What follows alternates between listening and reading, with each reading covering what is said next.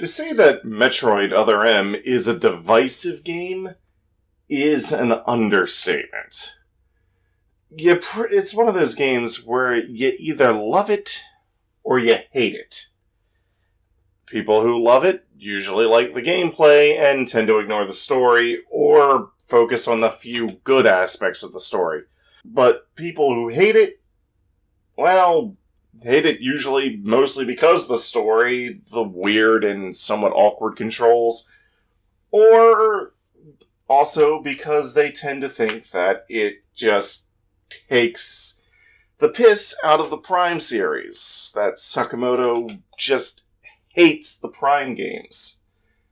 But as a Metroid fan for as long as I can pretty much remember, and being the self-entitled largest Metroid fan in the world, and whose favorite game is Metroid Prime 1, the Wii version, I have to somewhat disagree. If he really hated the Prime series so much, then why are there so many elements in Other M that feel like they're direct callbacks to the Prime games, or even pay direct homage to them?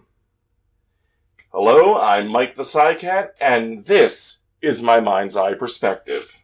Play. Television is the red, the mind god. Play. Television is the retina, the mind's eye. Television is the red, the mind god. To start off, one of the smaller things in Metroid Other M that seems like it takes direct inspiration from the Prime games is the Morph Ball, obviously enough. Before the Prime games, it was never depicted as two half circles with energy inside of them. I mean, heck, look at that energy trail following behind it. That's clearly an influence from Prime. Sticking with the Morph Ball, look at the bombs.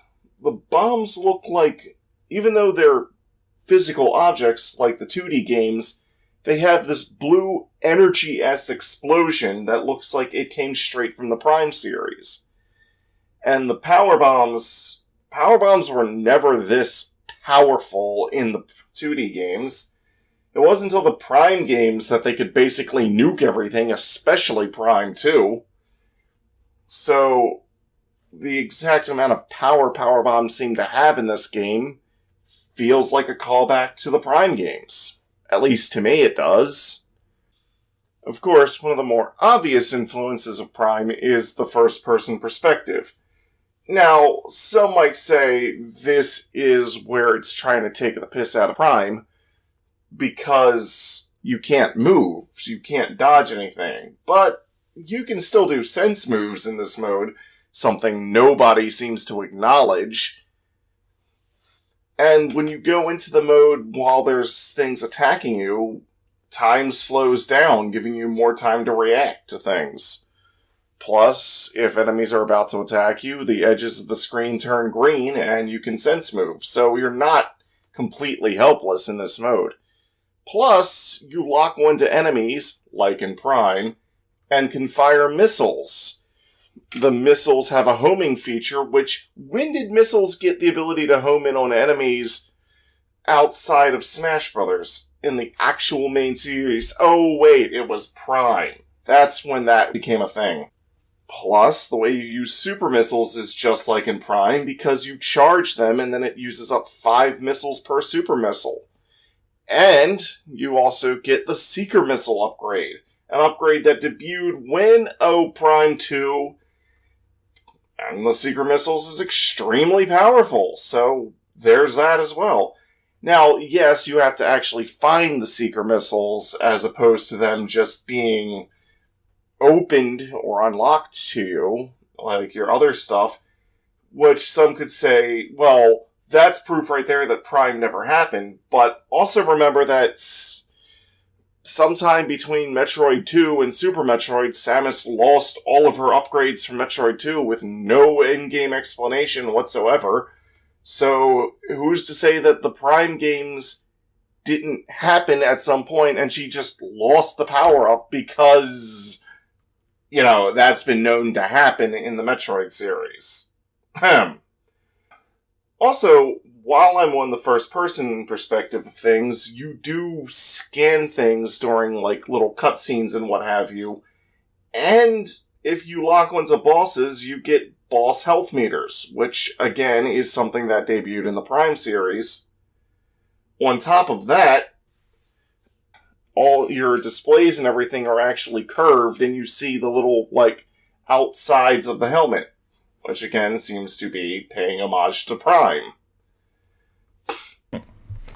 Also, one last thing. Notice how both the Space Jump and Screw Attack are unlocked together, almost like it's a nod to the way the Screw Attack worked in the Prime games, where it basically functioned sort of like a space jump, except, horizontal instead of vertical. So yeah, I think there's something to that. And lastly, look at this. The Vorash, or however you pronounce it. One of the bosses of the Pyrosphere. You see how Samus is using the grapple beam to fish it out of the lava? Doesn't that look like it was inspired by the grapple lasso ability from Prime 3? I don't know. It looks that way to me. Just fish it on out with that. That looks like it came from Prime 3. That looks like it took direct inspiration from the grapple lasso. So, yeah. But I don't know. Maybe I'm just reaching here. Maybe I'm just trying to fit square blocks into round holes. Who knows? Tell me your thoughts. And tell me if I'm just giving this game too much of a pass. This is Mike the Psy Cat, and this has been my Mind's Eye Perspective.